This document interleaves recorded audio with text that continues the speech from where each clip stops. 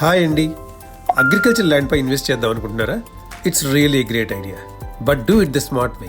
ఇదే మన జహీరాబాద్ సమీపంలో 54 ఎకరాల్లో చేస్తున్న లైఫ్ ఇన్ గ్రీన్ ప్రాజెక్ట్.